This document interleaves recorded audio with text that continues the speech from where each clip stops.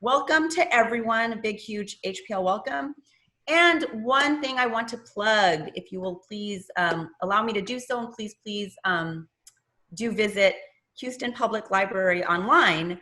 So if you go to houstonlibrary.org and /summer, our summer reading program for everyone, I want to say, for kids all the way up.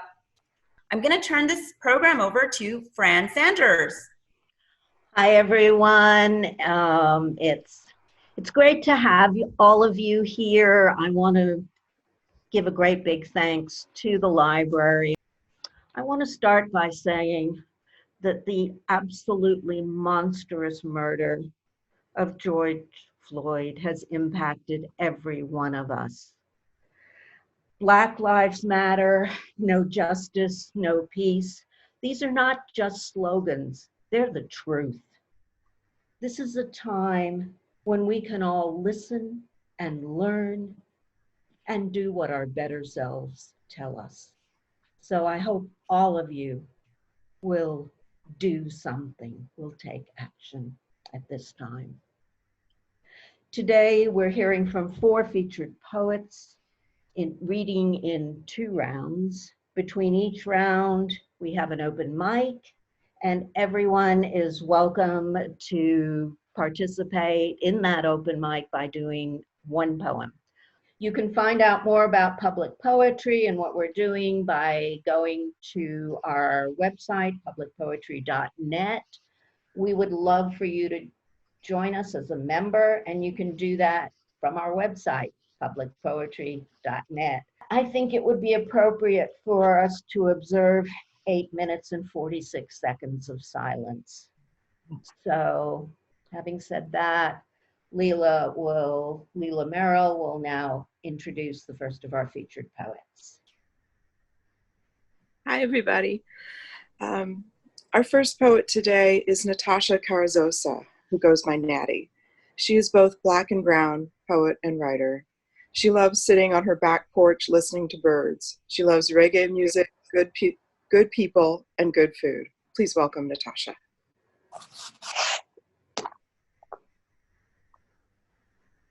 Good afternoon, everyone.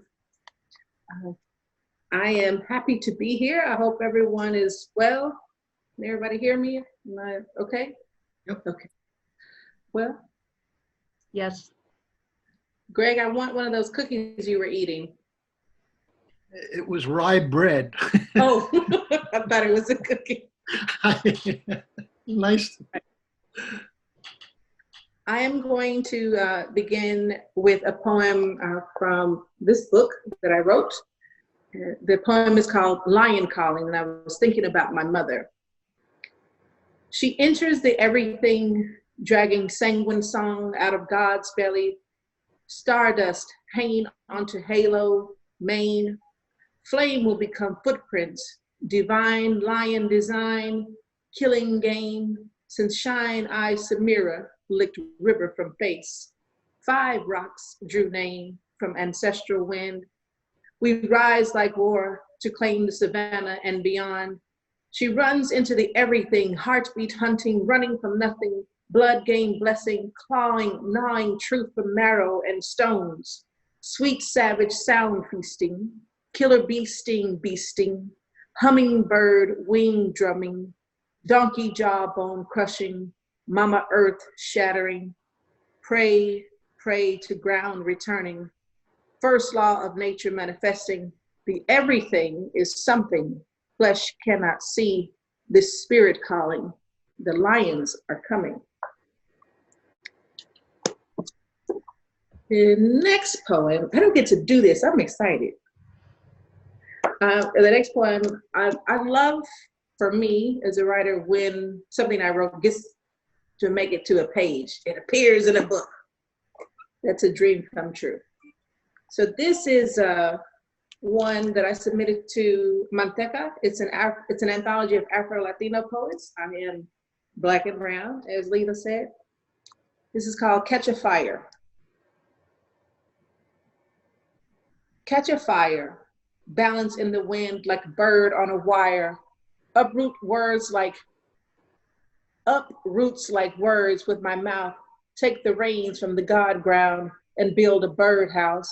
Speak truth, live most higher, take spirit from sound, burn them from the inside out, take embers from the flame, build an empire, admonish the wicked and in Babylonian tower. Put on the full armor of God, polish my peace every minute, every hour. Time waits for no man. Time come now to take a stand. Hands up, black power fist balled up, man down, freedom fighter, buffalo soldier up, beat chest with both hands until your heartbeats ring out. This hair of mine is getting in my way. 2:26. I'm trying to keep up with my time also. I'm going to tell you a real quick little story. I was sitting on my porch, like I always do, and got an email about submissions for a rice anthology. And I write all kinds of stuff. I have things inspired by the blues. I write in English and Spanish. I just write. And so I submitted this thing, and I thought for sure, oh, it's Rice University. They are not going to dig this. It's not going to be part of their collection. Got an email and couldn't believe it. They chose this or selected this poem, and I've read it only one time, and that was in New Mexico. I read it one time out loud, so here we go. It's inspired by a blues musician named Leadbelly, and he has a song called Indy Pines. This is about my grandmother, for my grandmother, Florine. My girl, don't lie to me. Tell me, where did you sleep last night? Child, I'm sitting on this porch in the dark. First time I ain't shake in a long while. First time we done stood still in a long while. First time I feel that quiet in my bones in quite some time. Even the devil get tired of chasing lies. Everybody got to wait on God before it get dark. Indy Pines, where the sun don't ever shine. I wonder what's on the other side, but I'm afraid to ask. Is it really some pearly gates? 'Cause I ain't never seen a pearl. Is the streets paved with gold? 'Cause I ain't never had nothing but a nickel. My girl, don't lie to me. Tell me, where did you sleep last night? Granny, I feel so old. Indy Pines, Granny, is you dancing with Papa? Will you kiss Mama for me? Was it you that sent them bluebirds that sang for me? I know I ain't got no place to ask. If you see God, will you ask him if he can stop this shivering in my soul? In the pines, where the sun don't ever shine. Thank you. Wow.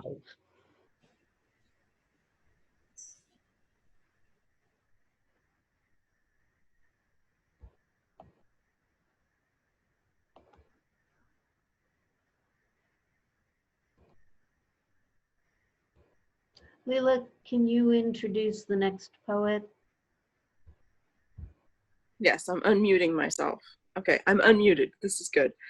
So our next poet, Brian McMasters, is an internationally published poet out of Pasadena, Texas.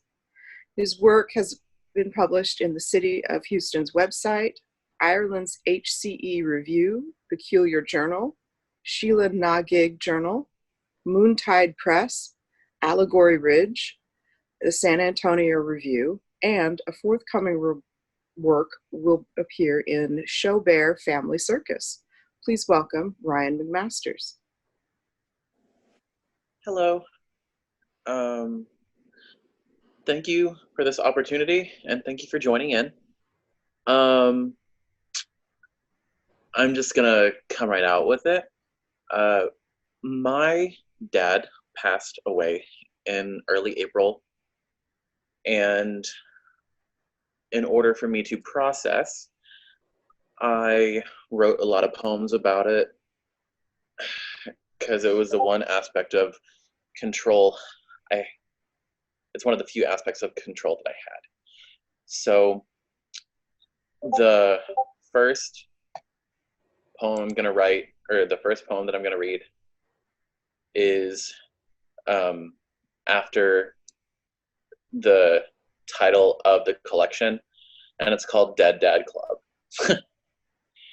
Dead Dad Club after Chris Hardwick. I unfolded my dad's obituary, my ID to gain entrance into the place.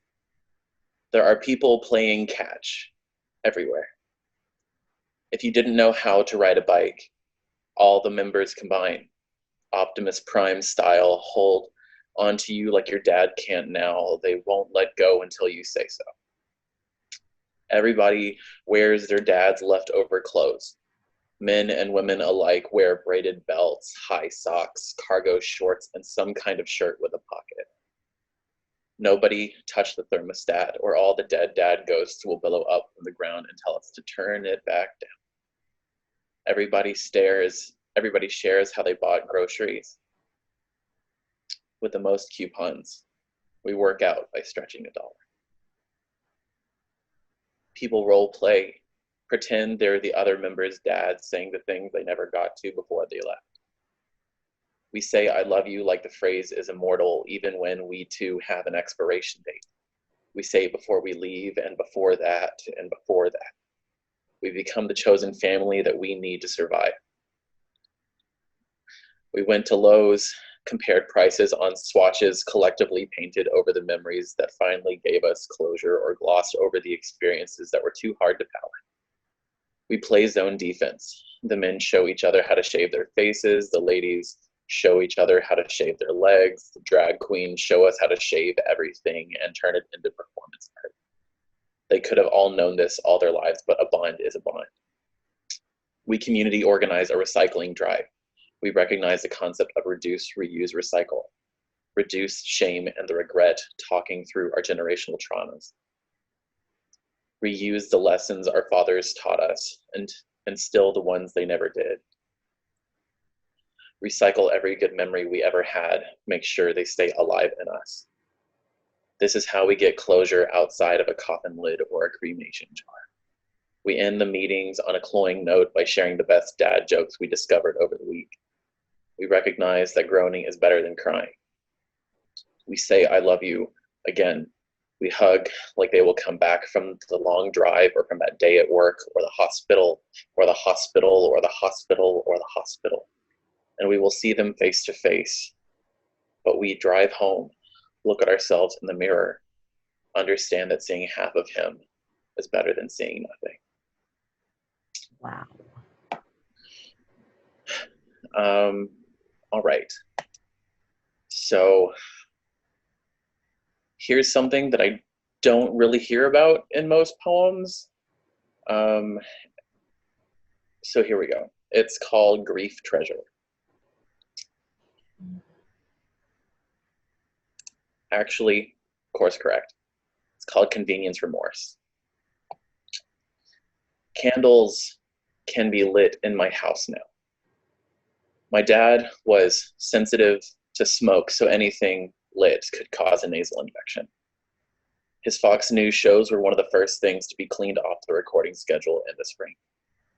He always put passion into politics, how he respected my right to vote, and how proud he was that I took voting so seriously. Even if he knew he would cancel what I submitted in the ballot box with what he did in his. He had a growing stack of books that went bad around the time his eyesight did, so rather than burning them, I recycled them. I didn't believe the message on the pages, but I will always believe in paper. Without his diet influencing our eating habits, our menu has changed deliciously. No more cardboard for dinner. My dad has a computer room with store-housed papers dating back 20 plus years. My mom was given the okay to shred everything once he was gone. She wanted to do this for decades. This, her post-mortem party, turning foreign memories into confetti. How horrible these fringe benefits plague my mind as I grieve the loss of my father. Understand that grief is a shapeshifter. An ink-stained fingerprint.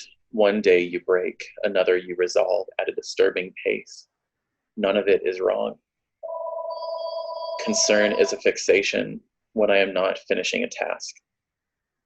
I do nothing for a day after a month and a half of doing something, and I have a headache, pulsating like an alarm clock. I want to light a candle and the lighter is broken. I eat barbecue as an indulgence and I'm sick to my stomach. Am I a monster for moving on too quickly? Am I making a cage from all the silver linings I've collected to cope with his death? And then, okay, I'll try to be fast. This one's called Suburban on the Road. I wake up and think about him. How much dread could a dead dad dread if a dead dad could dread death? Half of my genetics burned to ash.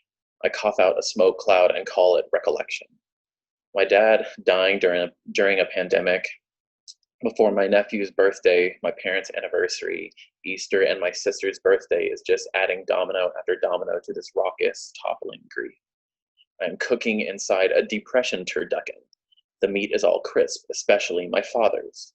My family's not alone in this tragic compounding, but we hold it as a life raft of control, as it slips from our fingers. We are swallowing water as we scramble to swim. We hold on to each other long enough to feel the sunburned skin of our coping begin to blister. This is just the beginning.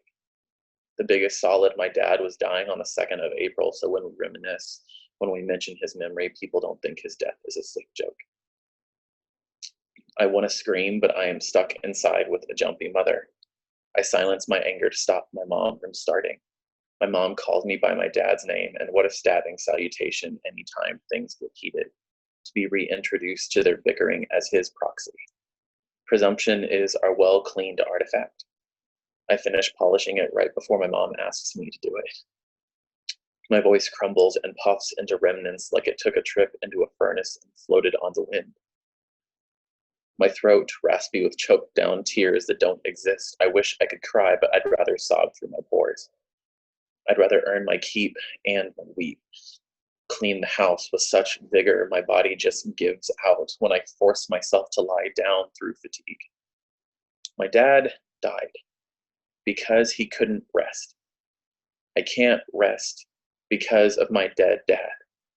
I inherited productivity from my dad's will to live. It's a testament to what I will do to connect to my father. Thank you. Thank you. Wow. Bravo. Sorry. Our next poet is Gabriella Adriana Iacono. She is a writer and artist from Staten Island, New York. Her byline is G.A. Iacono. She is a recipient of the 2016 May Apple Fellowship, the 2020 Round Top Fellowship, and is an imprint fellow. Her work was published in Defunct magazine and will be a part of the 2020 Defunct anthology. Iacono currently teaches for writers in the schools and is an instructor at the University of Houston. She is an MFA candidate there and is working on her first collection of poetry. Please welcome Gabriella. Hi, everyone. I'd like to thank Natty and Ryan for sharing their wonderful poetry with us and starting this off, and everyone at Public Poetry for having me. First poem I'm going to read is titled Instructions for Your Communion, and was probably written with some sort of subconscious reaction to, you know, my Catholic upbringing and repression of various things. So, instructions for your communion. First, You must smile as wide as a window, and at every dumb diddler that winks a sunken eye at you. Their tongues lolling like an impotent tiger's, stunted before ever reaching mediocrity. Then you open your mouth and accept the body of Christ, curtsy to Father so-and-so, and stick a white-gloved middle finger up to the gargantuan statue judging. Your frilly choice of lace socks suggests you don't, in fact, have a private. Go with that notion and clap your hands together like a spire, but whisper every bad deed you did or aspire to. Tell your listener about stealing the red panties from a Macy's and kissing your best friend, how her Polish mouth tastes like milk and dill. When you're done confessing, kick up your kneeler and sit beside a boy that will ask you out as a joke in high school. He'll be bald before 20. When the priest cues, shake the immaculate hands of private school girls without crushing them. Don't blush too much when they say, "I like your dress." And don't, for 1 second, buy it. This next poem is sort of this form that I made up. It's like inspired by a villanelle, but it's written in quatrains. And that doesn't really mean anything other than you're going to hear some things repeating. So, full-grown sin. I've given birth to death more times than I can count. It greets me casually, like a Sunday, pours out of me its fleshy ewer. It asks, am I a dummy? Can't I surmount a tomb? Its futility grows grayer, the fern-green days grow shorter. I've begun birthing my own death on a church pew. A parishioner offers a soft smile for my consideration. The stations of the cross glower over me, the poor dumb whore. Wine gurgles in my mouth and unglues my tongue, frees it from its coffer.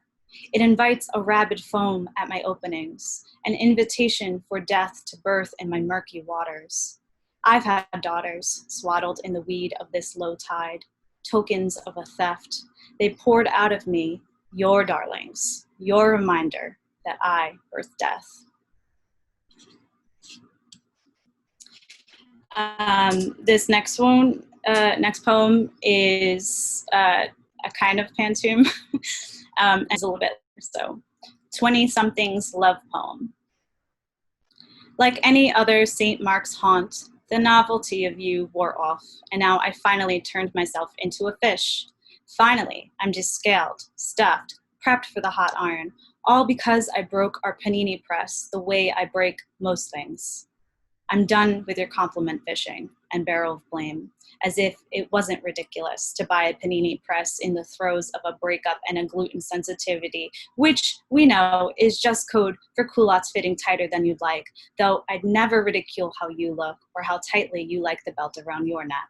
You say, I'm jealous of your culottes because I can't pull them off, as if I can't pull them off of your body while you squirm below me. And I pity you because you have not learned to love the spikes I bear inside of me. You cannot bear to let us wither, because we are, in fact, no longer a novelty.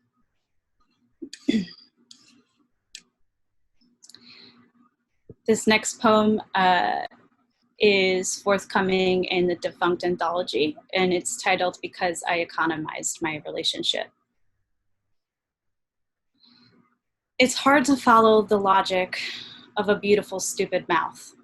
My ex-lover once tried explaining how a Malbec makes yellowing teeth turn blue, and why carnival tents are bound to pop up in storm-torn towns. Collapse is inevitable, like a drink in my hand and hers, like us both slinking toward bed, leaving behind the debris of our deluge, to be gathered in each other's arms the next morning. Lovers are always left decoding the moments after a surge recedes, all of the promises they yawn through, and I hope that in your last few eye blinks, you will hold me and my name in your mouth and taste all of the mineral and familiar. How am I doing on time? One more? Okay, thanks. So I think, so this poem is written based on a geographic location in Staten Island, which is where I grew up in New York. And yeah, walking back from Mount Loretto. For the rest of your life, you will do nothing but plunge. Do nothing but drop from the bed, from the airline carrier, the tandem parachuter, be unhanded from the grasp of an osprey or a house sparrow, your weight bringing you all down. You will do nothing but wonder if your body will leave a mark, if you will land head first, if your hole will be large enough to make a trough for farm animals to drink, if a belly flop would have been a better use of you, and you will wonder about your general utility, wonder if it's too much space, if you should have climbed the fence. Thank you.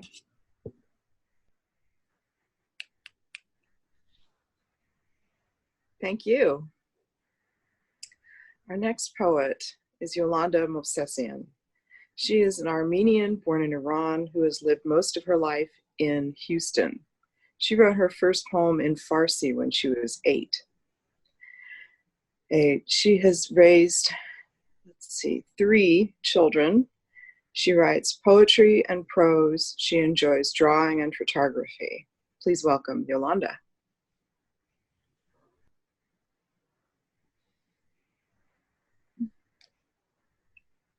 There you are. Can you unmute Yolanda? Oh. Hello? Yes, I am. You guys can hear me? Yes. Sorry, let me get rid of this thing. I want to thank you all for being here. I wanted to thank Public Poetry for this opportunity to share my poems. And I know that these are very important historical events that are happening right now. And I also wanted to dedicate this reading, in addition to George Floyd and Black Lives Matter, to Breonna Taylor, the 27-year-old medical worker whose birthday was yesterday. On March 13, she was shot in her bed in the middle of the night when the police mistakenly barged into her home, and none of the officers in her case have been arrested. So for Breonna Taylor. This first poem is called Loss. I am a collection of cells with vast indigo spaces in between, rotating, multiplying, pulsing, dividing, generating bones and organs, emotions, thoughts, and dreams. I don't know where this body ends and outer rim begins. I don't know what the lesson is in rigidity of metal. I don't understand how to turn disintegration into poetry. All I know is the silence that your absence dictates and the emptiness it commands. This one is a new poem. It's called What Quiet Sounds Like. There are no gardens to tend, only words and turns creeping in where clocks melt and sun eclipses, easing sting of this out of sync life. Don't make this antiseptic, this repetition of days. There's a sun that burns so bright, but somewhere else. There's bitterness that turns spring into cancer. Dilapidated homes, musty and dank, with yellow lights like fog from hell. Ventilators and patients struggling to breathe on their stomachs on hospital beds. Her loneliness sticks to the roof of my mouth like taffy, while I forge affections on half-legible documents. Tracing my fingers along outline of her faded daguerreotype, I want to feel the pulse of what could have been.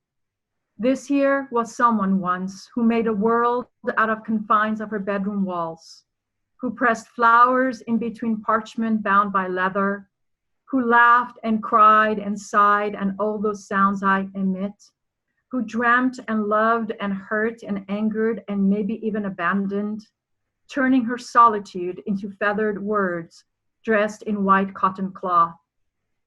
Where does the color of eyes go when banshees herald your demise? When death succeeds death, will I miss all this liquid feral musk? All this complication of flesh and sweat and thoughts and words? Will I miss tenuous attachments named lover, neighbor, or mother?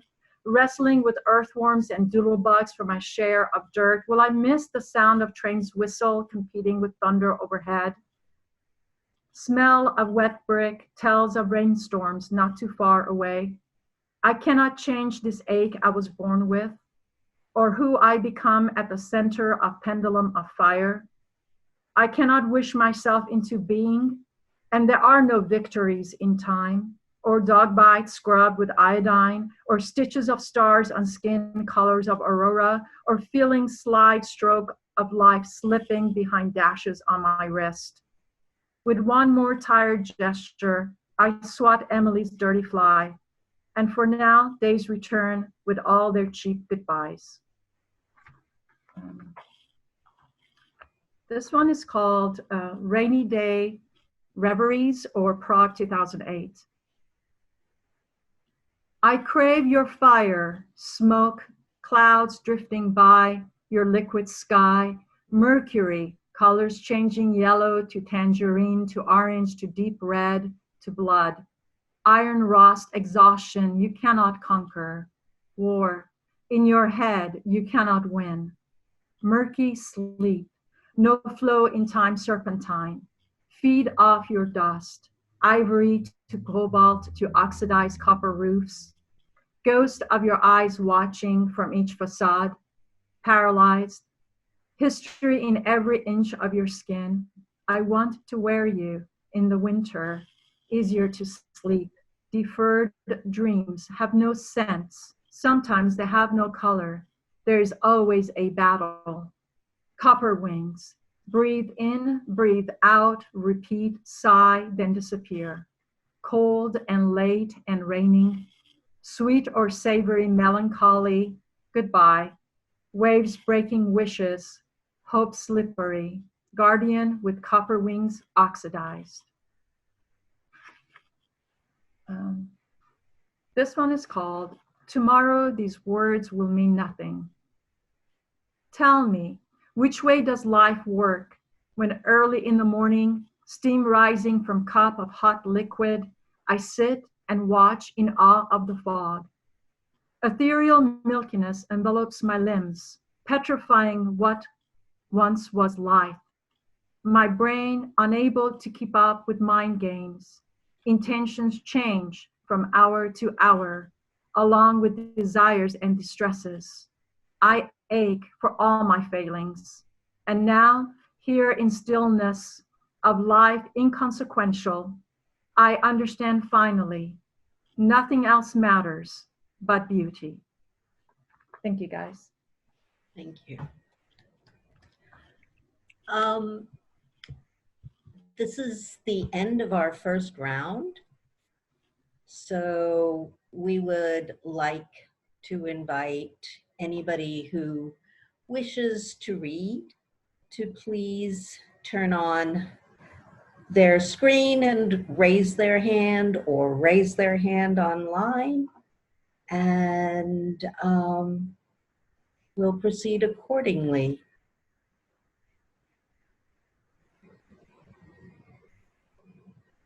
We want to start with Kendra. I have Kendra Leonard.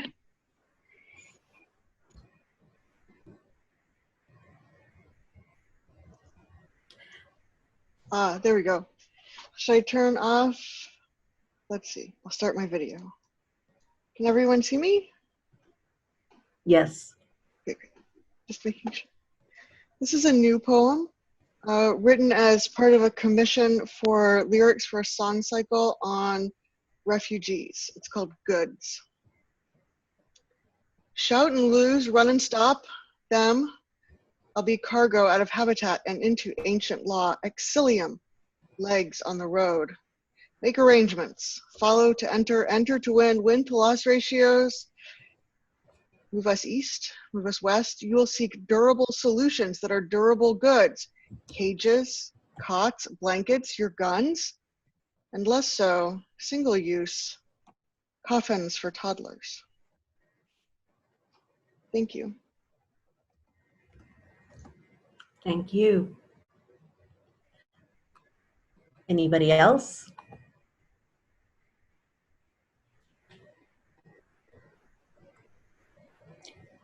I have Stelina Villarreal.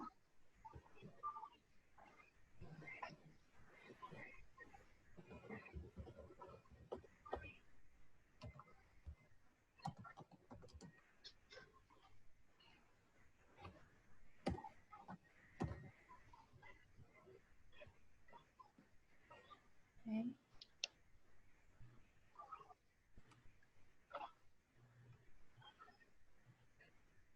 Stelina, you need to unmute or need to be unmuted.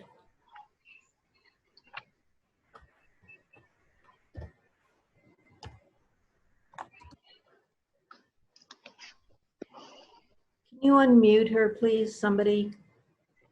I'm unmuting. Yep.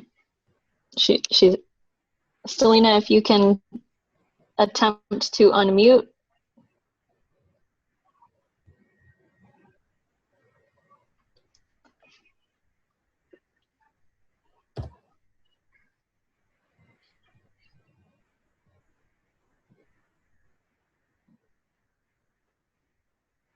You should find the button at the bottom of your screen. Okay, There can she you is. hear me? There Yes. you are. Okay, great. Okay, sorry about that. So I've been writing ekphrastic poetry about Latinx art, and this poem is about work by an artist who shares my last name, but we're not related. Okay, so this is called Luto in Protest. Spatial, we are their voices to show a hatted hombre in uniform, murió por ser él mismo. Say his name, Joe Campos Torres, a veteran. Imagen on a poster held at the 3rd annual Joe Campos Torres Solidarity Walk for Past and Future Generations. Racist police brutality remembered. HPD beat and drowned him, remembered. Joe Campos Torres presente. He died on Cinco de Mayo, cadaver found on Mother's Day. Since 1977, La Familia no puede festejar. Now in solidarity with Black Lives Matter. On poster, what happens when we fear for our lives? Parent and child, abrazándose. Mónica Villarreal's printmaking captures, light, shadows, textures. Gente que solo quiere ser gente. Thank you. Thank you. Okay, who else? Just let us know. We'd love to hear from you. We have James.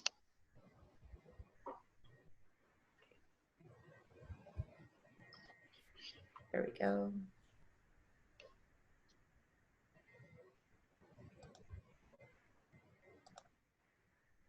There. Okay, James, you're good. And you can hear me? Yes. All right. I've been playing around or trying to, like you, express things poetically. And I wrote this short, it's very short. I wrote this April 18th after watching farmers plow their crops back into the soil. It's called Mums Dying. They were actually flowers.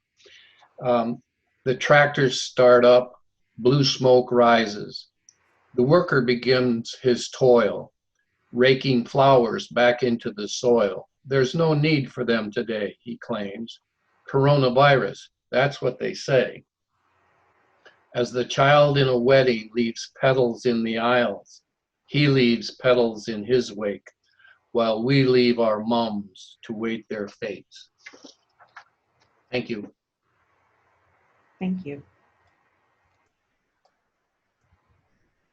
Who's next? Who would like to read next? We have T. Miller. Thank you. This is Terry Jude Miller. I'm not going to turn on my camera if that's okay. Can you hear me? Yes. Okay. This poem is from my book, The Drawn Cat's Dream, which won the Catherine Case Loubet Manuscript Prize. It's titled Predecessor and starts with a quote from Albert Camus. In the depth of winter, I finally learned that within me there lay an invincible summer. In the black garment of grief-filled days, smothered in the mouths of locusts and lunacy, I searched the candle's fading flame for invincibility's roaring fire, in hope of becoming tempered steel, unbreakable in battle. What I learned takes me half circle, and I find surrender is a genre of strength. The power of letting go is the secret of holding on. Darkness is not light's enemy, but only its predecessor. Thank you. Thank you.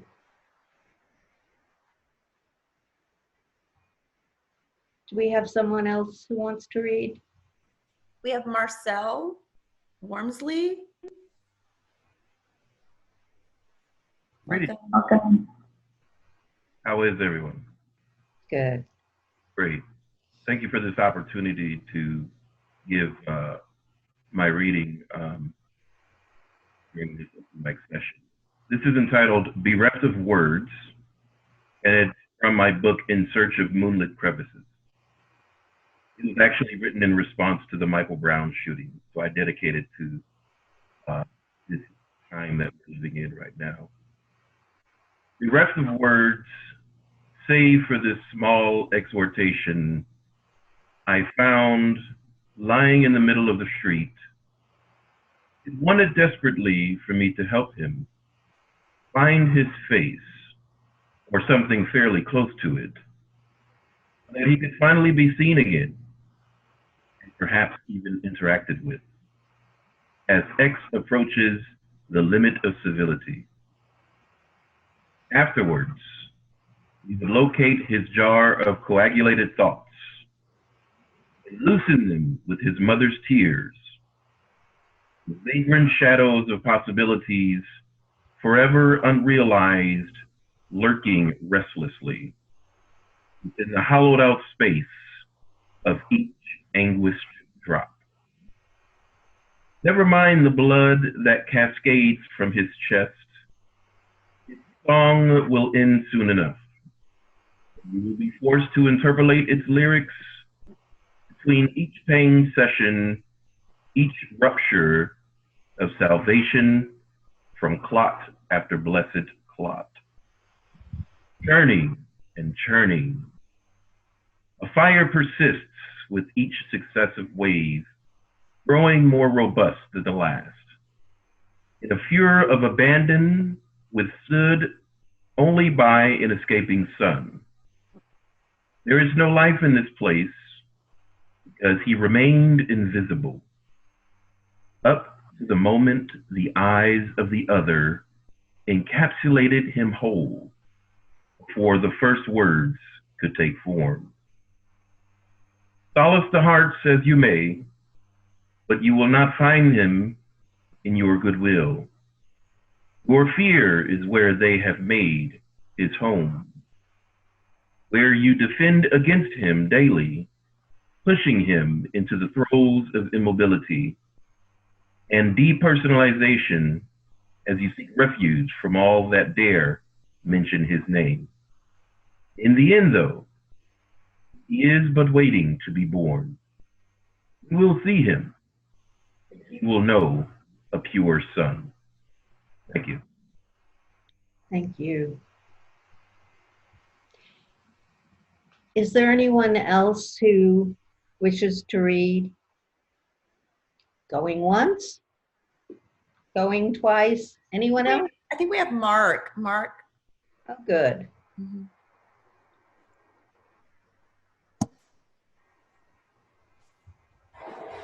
Can you see and hear me? Yes. You need to raise your head a little bit up on the screen. There you go. Yeah. Thank you. This one I wrote recently is called Unmasked Eyes. Strangers' eyes over mask, expressing warmth and connection, and the alienation from reduced human contact. What do we say to each other? How much do we say? Keeping in mind the danger of spread, not knowing if one of us is infected, and the usual indifference of strangers. We don't have to speak. Yet something within us is longing for face-to-face connection. The opportunities for this with loved ones drastically reduce. Thank you. Thank you. I just want to add that if there's anyone from out of town or anyone at all, you're perfectly welcome to read one poem. So please feel free before we move on to the second round with the featured poets. Anyone else? Okay, we'll start round two then, beginning with Natty.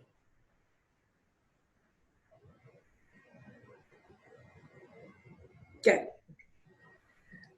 I am enjoying this poetry. Thank you to all of the poets. Thank you, Fran. Thank you, Fran. Thank you, Fran. Thank you, Public Poetry. Thank you, Houston Public Library. This poem is called ABC Me. There are two list poems that I admire, one by Joaquin Zihuatanejo, and it's called Final Exam for My Father. The other is Rum and Pepper Sauce by Giselle Robinson. I said if I ever did a list poem, I'd like to play with the ABCs, and this is that. Even when I was starving, I was eating. Inhaling words like a kid with a lunch card, like this is a meal I might miss, like I better eat up because life be hard, like a kid sucks up alphabet soup, I sucked up A, brown girl with good hair and pretty skin I didn't know how to live in. B, in the second grade, combing my brother's hair on Fairmont Street, get him ready for a day without me, walk him to school and back. Before my bus came for me, I had grown woman responsibilities. See, I knew struggle on a first name basis. The word class is segregation, 11 letters to kill a nation. Before I turned 11, I was D, divided, taken from my people and put on a bus, shipped to manifest destined E as an empty, as in everything that looked like me. Elena, my black girl, my mama, F, full of her struggle, grown men touched her and she made sure they would never touch me. G, gangster, God, good, greatest to ever live, good thing that loved me. She say the best thing in her is me. Me is on the back porch, porch monkey. Monkey be climbing these white people hills like a black spider, they called her. Me is sacred geometry. Me is nothing without her. Me is nothing they can kill. Me is alphabet street. Me is Prince. I'm going down. Me is anything I want to be. Sometimes the king is a woman, someone once said. Me is a few fish and a few loaves of bread. Me is H, heaven when I'm walking. Hoodie and some Skittles when I Trayvon Martin. Grow a garden when I Eric Gardner. Grow a garden so we can eat after we Emmett Till the soil before the breath takers take my breath. I can't breathe. But I believe in black people for the life of me. I am what is right. I am what is left. I am Southside poet. I'm who feels it, knows it. This is me, eating words in the dark like a white man's past. This is for the letter I, as in God, I trust no, and trouble don't last, as in I will live, I will last, I will write because I must, because I am sacrifice. I am the lives of those cut too short, those that write too brown, too black, too Southside, too Negro, too cut down before they grow, too cotton field, too black like tar, too black starliner, to back to Africa, to A as an African. A black girl wrote this poem. A brown girl wrote this poem. A beautiful instrument of God wrote this poem. I am too full to fill in the blanks. B, they don't shoot no blanks. B, Black Lives Matter. Black Lives Matter. Black Lives Matter. Be writing my story, our story, because we matter. C, because I was a black brown girl from the South Side and they told me I didn't matter. Showed me I didn't matter, but I look like my mama now. Them is my cousins and brothers now. My aunties and sisters now. My people are divine strugglers, educated hustlers, see cold-blooded conquerors, and see, they matter to me. They, we, I matter to me. They, we, I matter to me. I matter to me. I matter to me. This is the last one I'm going to read. Thank you very much.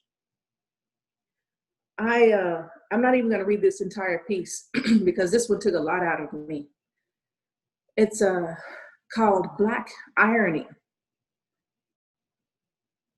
I had to say something.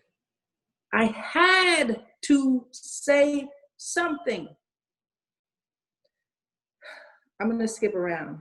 I recorded this, and this thing just like almost went viral, I think.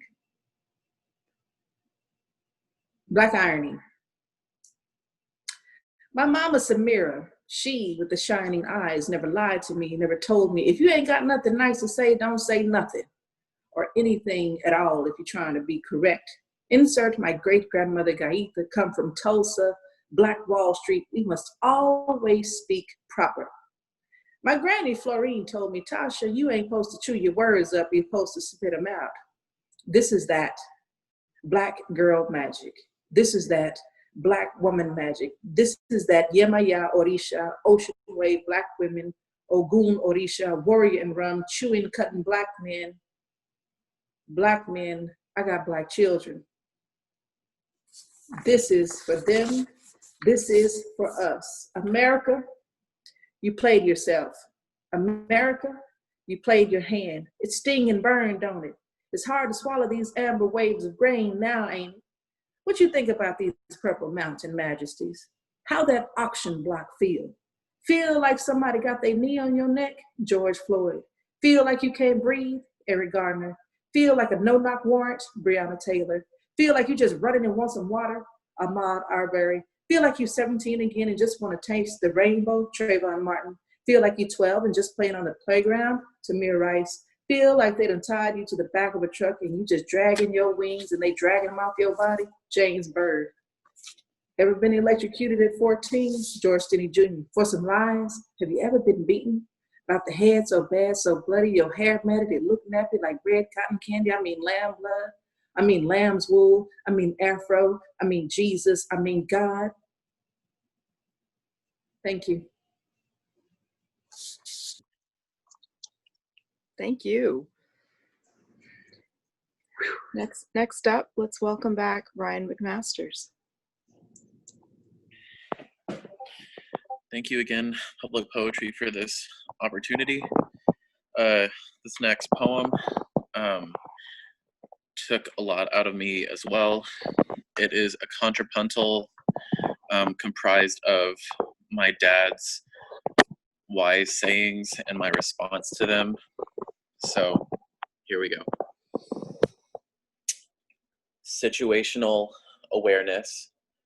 Don't have your back turned to the door. Call us anytime, day or night.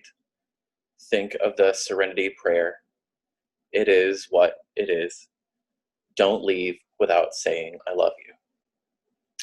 Love is a leaking boat, drinking the ignorance empty. Open a dagger's makeshift sheath, twisted like a knob. Knock on the receiver, my son. My heart will crack the sun like an egg.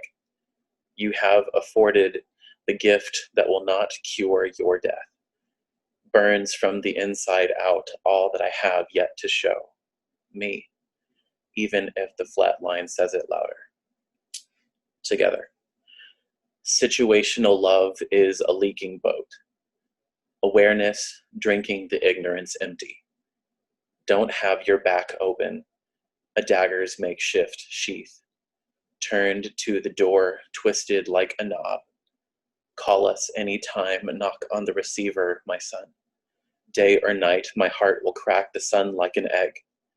Think of the serenity you have afforded. Prayer, the gift that will not cure your death. It is what burns from the inside out. It is all that I have yet to show. Don't leave me without saying I love you, even if the flat line says it louder. Okay.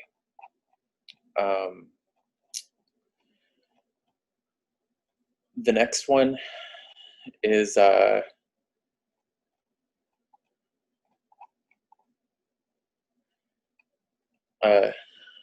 thank you to the poet from New York for bringing queer material during Pride Month.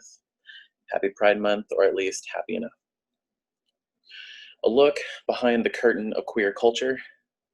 Any gay member of their family has at one point tried to create a point system to justify why they should be able to stay within it.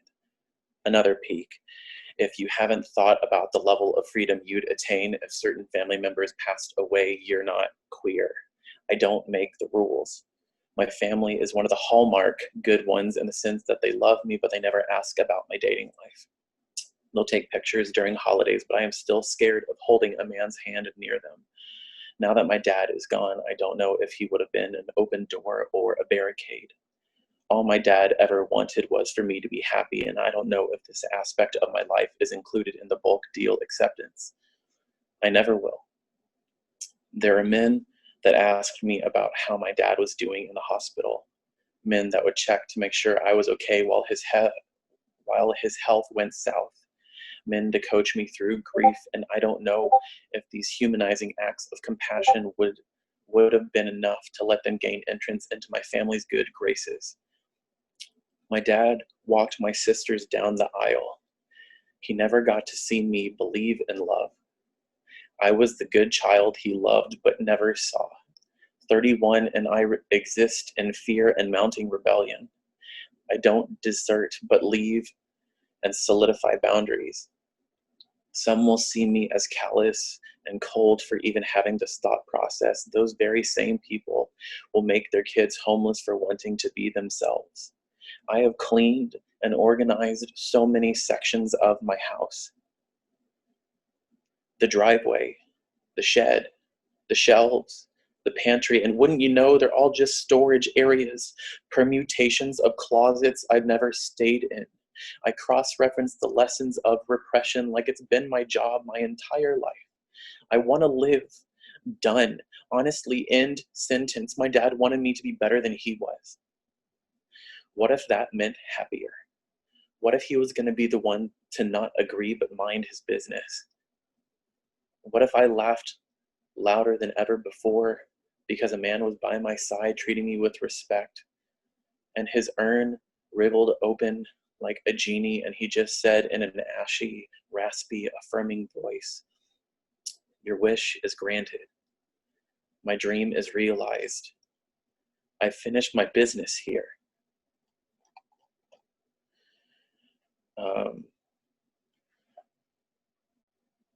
If you haven't heard of Ebony Stewart, you should.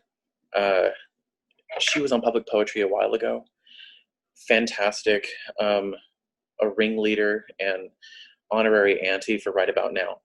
I wrote a poem in response to her poem, Check on Your Strong Friends. On the month anniversary of my father's passing, my sister gave me my father's ashes. In an urn, he is inert and noble. Cremation was the only option during the pandemic that could honor my father and the people that wanted to celebrate him. We have projected for a celebration of life ceremony and on his birthday in October. People will have months to prepare speeches of thankfulness, gratitude, and shower him with the laurels he deserves to rest on. But my heart bottoms out because my birthday is a week and a half later, and I'm nervous it's gonna wreck me. There are so many firsts I can't even try to prepare for. They have names I can't read in the fog of this year. I am my father's son through and through. His busyness made him feel useful. My busyness puts me in a haze of distraction. We used to go fishing with my grandfather, and now preoccupation is the red herring to true healing that I've caught and hung on my wall.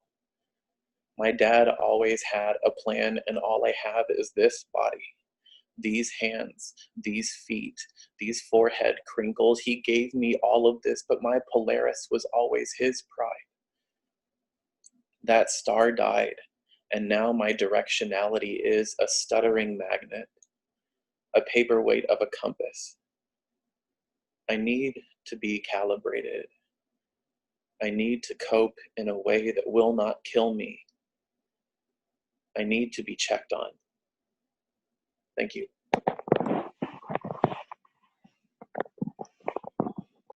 Wow, thank you.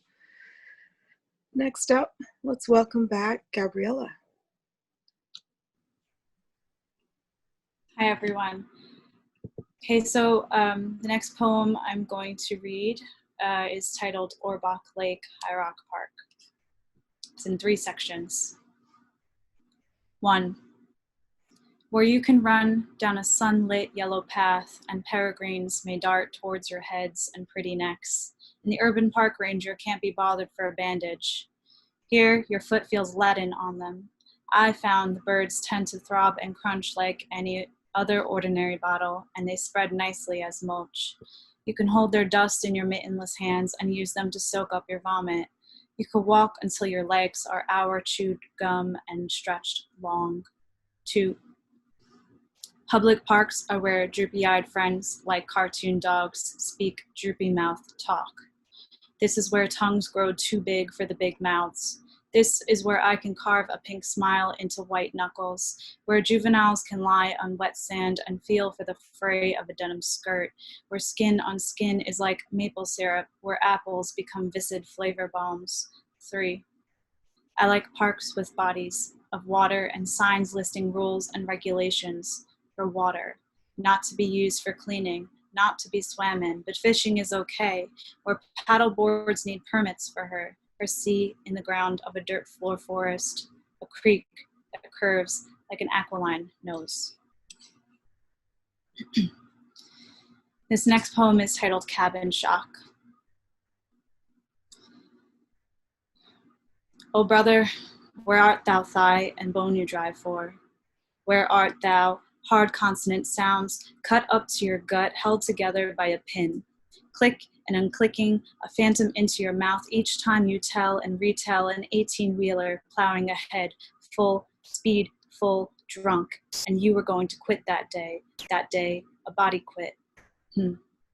I, your new sister, am staring into your skull, a keloid fashioned by grafting itself into a bubble. Oh brother, where art thou, soft hisses? Soft as sun, shine, eternal, unscratched cornea, soft as side, snap, struck, jam, jolt, cells, city, fleeting, so quickly, soft, then solid. Oh brother, you say it is so simple to see an ache, one flesh-colored. You say we should talk to our throb as friends to learn its name and tame and tame. The next poem I'm going to read is titled The New Babel. Hunger is a black hole of disaster that numbs our mouths. Our mouths distort in shape, our mouths valley and swallow bricks the size of people. Language stretches disaster from an old rib.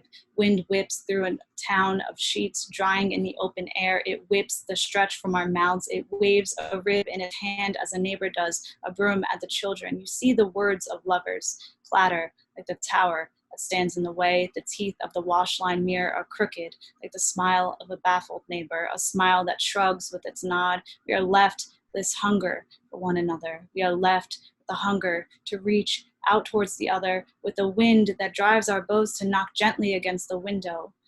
The disaster will die out eventually. The gales will quiet to a chuckle. Our tongues will unwind until we are naked with nothing but words to gnaw on. And I'd just like to use the remaining amount of time I have to suggest some organizations for today's listeners to donate to in the memory of Tony McDade and Nina Pop.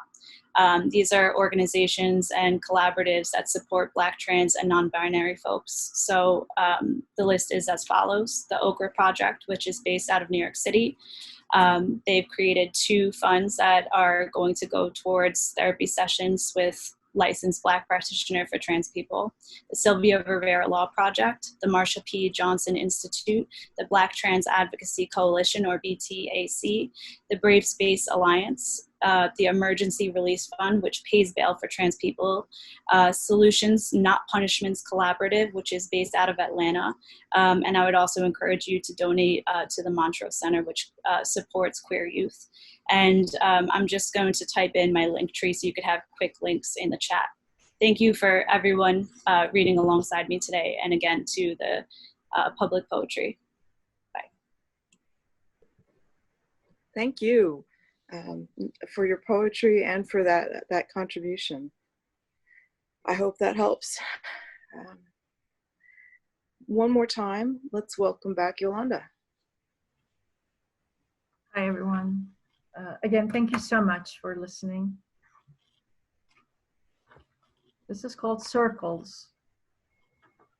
Death knocks on my front door with school bus full of arguments. I ask him to point me to an exit without the trail of blame and damage. Instead, he circles his index finger in the air, rounding out my dreams, pains, and life stories. Circles in the air, circles on the ground, circles etched on my skin. This is how it ends, always in circles.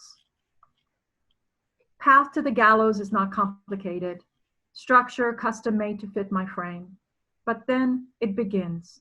Taka, taka, taka, taka, dim, taka, of the temple dancer, wrapped in green silk garment, embroidered in gold. Hand gestures tell stories of ancient dreams. Point to the road to redemption. Feet slapping ground.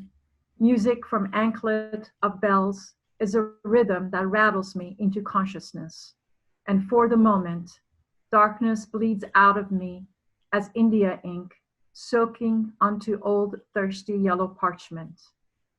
Circles in the air, circles on the ground, circles etched on my skin. This is how it begins, always the specter of borrowed time. All Armenian fairy tales begin with this expression gar uchagar, which means there was and there was not. This poem is called In the Season of Skeletons, the Dead Decorate the Doorways. Gar uchagar, there was and there was not, the truth. I don't want to be here, in this house, with the Cyclops and 12 pianos, offering no solace, just markers of grief, of apocalypse. Buttons tear off, rip shirts, eardrums, blood running down legs, bandages, taste of iron on your tongue.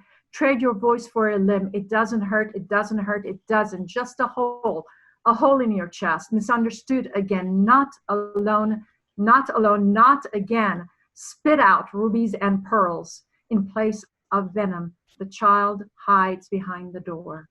What big eyes you have. Must be strong for her sake. This is not how it works, the world. Lost my place again. Step forward, missteps, back, traps, mistakes. Let down your hair. I'm strong as long as you are. The villain. Huff and puff the house. And I crumble. The dead are invisible to me. That is how I know it is not yet time. Fires from the sky vaporize everyone. I know. Metal, hot scissors, singed skin, blue Easter dress shred. 300 years of good deeds keep you from turning into sea foam. I haven't said goodbye yet. I am ether. I could reside in the dark spots of the moon. I don't want to be here. Next time the dragonflies will carry me. Gar uchagar, I am and I am not my story. This one is called Life on Hold. Then fevers came followed by chills, chemicals shifting again in a body barely understood, tier upon tier of past faces and conversations taking up residence in negative crevices of my delirium. The ocean, too overwhelming a thought, I have to focus on drops of rain falling on skylight window above my bed. I fell in love with a fawn. Long after this frozen wave of dreams, boy Prince will still be playing with his skull in different accents, costumes, and genders, his famous lines echoing in star-scattered splendor. It's not revenge, but disillusionment that makes it a tragedy. Life calls out my name, squandered, disarray future, murky as dirty glass of pond water. booming mating croaks of toads after the rain, drown beep beep of the machine, dripping poison into my veins so that it can kill the parts that are killing so that I can live, maybe. To end it all. Would that be the impetus for admission? Confessing that you left because you saw me as a dead thing I would become, corpse cold, fire turned metal hungry. Please do not feed the birds. Okay, so this one still doesn't have a title.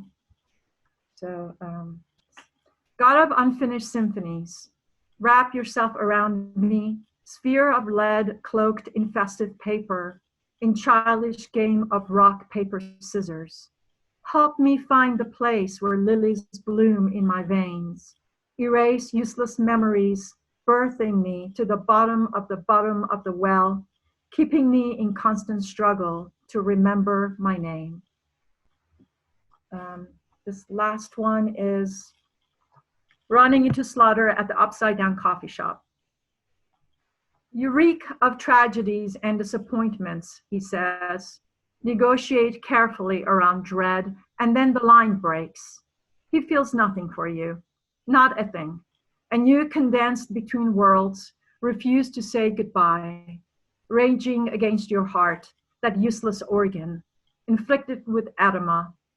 Drawn to entropy, you ponder utility of hope, that grain of sand irritating your insides. You see better with your eyes closed, choking on scent of fire.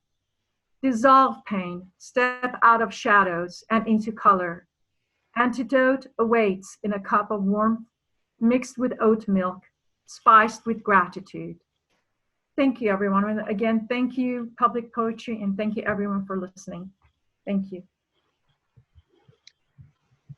Thank you, Yolanda. Thank you to all of the poets who have read today. I think this was a really amazing reading, and it's an honor to present all of you. I am going to turn off my screen in a moment and go set a timer. And for those of you, first, before we do that, I would love it if all of you would put your video on so that we can do a group photo of everyone who's here.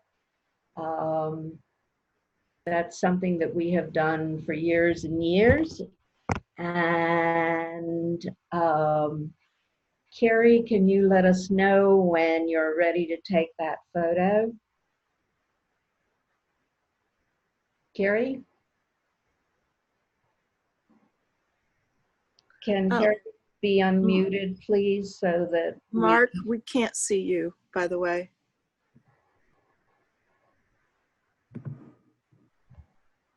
Howdy.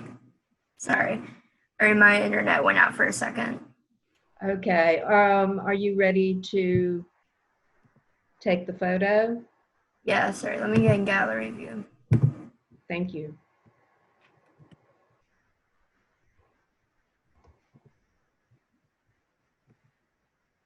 Okay, so I have two different views since there are a lot of great people here, so thank you for coming out, everyone. So we're gonna go 1, 2, 3 poetry, and everyone will smile, and I'll do that twice. You ready? 1, 2, 3, poetry. Poetry. Okay, now let's see if I can get to the other side of this to take one more photo. Okay. 1, 2, 3, poetry. Poetry. Okay, so I have the photos, so now we can do that, and now I believe we can do a moment of silence for George Floyd. So what I would like to suggest, I'm going to turn my video off for a moment, turn on a timer, and once it's on, I'll come back on and tell you. And then I would suggest for those of you who wish to, you can be silent and think about what's been going on for the last 8 minutes and 46 seconds of George Floyd's life and what you are prepared to do about it. So at this point, I'm going to just stop my video and go set the timer, and then I'll be back on as soon as it's ready.